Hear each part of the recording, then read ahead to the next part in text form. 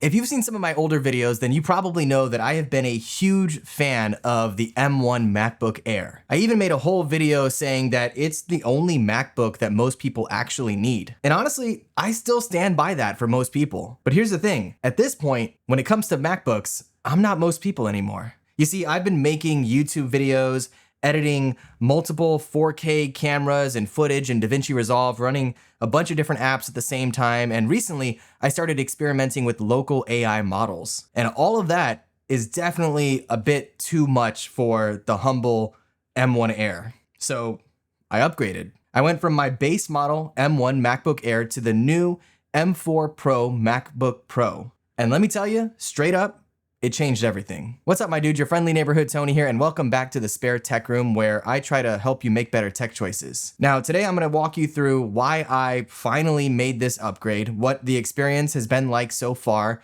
how the two models compare in the real world, and whether or not you should consider making the jump too. And if you're just here to window shop a little bit, I'll also share some tips on scoring the best deal. So let's get into it. Let's start with the basics. I bought my M1 Air MacBook in 2020. It's the base model that came with 8 gigs of RAM and a 256 gigabyte hard drive. And for the time, it was absolutely incredible. I mean, this thing is thin and silent, and it handled everyday tasks with absolute ease. It even did some light video editing surprisingly well. I edited a bunch of videos on this. It's perfect for portability. I'd throw it in a sling or a backpack and not even really notice the weight. And the battery life is unreal. I could go easily a whole day on a charge. And one of my favorite design features on a MacBook is the sloped edge that you get on the keyboard with these M1 Airs. It's so comfortable to type on. But once I started editing more and more videos and uploading content to my YouTube channel, the cracks started to show. Eventually editing 4K video in DaVinci Resolve with throttle performance. And then of course, if you add a few Chrome tabs or Audacity running in the background,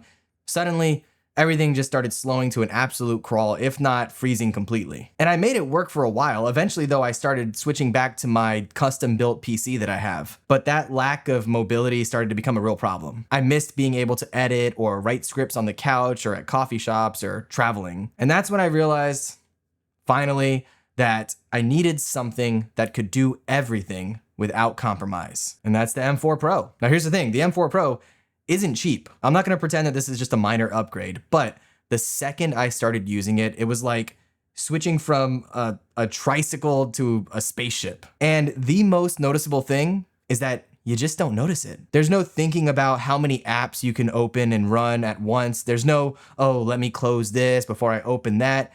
DaVinci Resolve, Photoshop, Chrome with 15 tabs open, Audacity, Discord, all of that running simultaneously without even breaking a sweat. File transfers are also ridiculously fast. This thing has Thunderbolt 5 ports, which you can barely even use at this point. Also, exports that used to take, 10, 15 minutes now finish in probably 3. And it has fans built into it, but I barely even hear them. It's fast, it's pretty quiet, and it just works. I also know that this is gonna last me a long time. I don't think I'm gonna have to upgrade or even think about upgrading for years. And that kind of peace of mind, especially when your workflow depends on your machine, it's worth every penny. Now, this is where things get really fun. But before we get to that, I do wanna say that I am making a big push to get to 5,000 subscribers by the end of the year. If you can see my subscriber counter right over here over my shoulder, you can see that I'm at about 3,100 subscribers right now. So I really appreciate all of you that have come on board. But if you want to help a nerd's dream come true,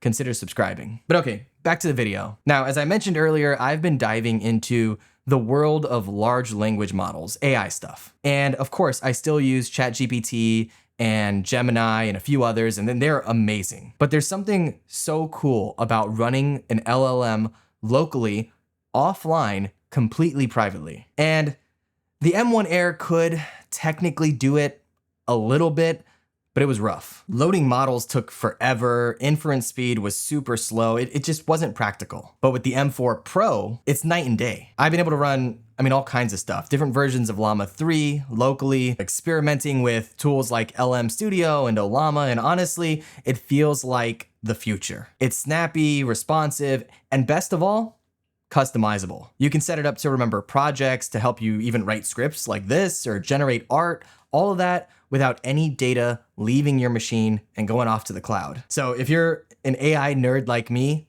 this is a dream setup. Now let's talk some real world experience. Here's how they stack up. When it comes to portability, which is a big thing for laptops, I mean, the M1 Air does win. It's just lighter, it's thinner, and it's just easier to kind of toss around, throw into a backpack. And if you don't need a lot of power, then it's still a killer option. Now, when it comes to performance, of course, it's no contest. The M4 Pro absolutely demolishes the M1 Air, especially in video editing and multitasking and running any kind of high power apps. Now, battery life is a weird one because it's another win for the M4 Pro, which you might not expect. You see, the M4 Pro is so powerful, it doesn't have to do a lot to run most basic apps. So you're just sipping on juice all day long as opposed to having your M1 Air sweating as it tries to keep up. Then you have the design, which is of course completely subjective. And if I'm being honest, I do miss the sloped edge of the M1 Air. I don't know why they completely took that out of the Airline. Any of the new ones don't have that either. So the M4 Pro definitely feels more boxy, but it looks way more premium. It's got the almost bezel-less screen. It's got the extra Thunderbolt ports as well as the SD card slot, which is fantastic for somebody like me making YouTube videos. Overall, it's just a more premium machine, of course. Then you have thermals. Now, the M1 Air doesn't have any fans, and so it will throttle when it's under load, whereas the Pro will stay cool and consistent even when you're doing crazy intense stuff on here. And like I said before, you can't even really hear the fans unless you're putting your ear right up to it or there's just no ambient sound in your room at all. It's pretty freaking silent. So who should actually make the jump? I think it's pretty obvious at this point. If you're somebody like me, if you're creating content and you multitask like crazy, or if you're exploring AI and want to mess around with some local LLMs, then absolutely, yes, the M4 Pro will make your life so much easier. But if you're not like that, if you're mostly just checking email and writing up documents and watching YouTube and browsing the web,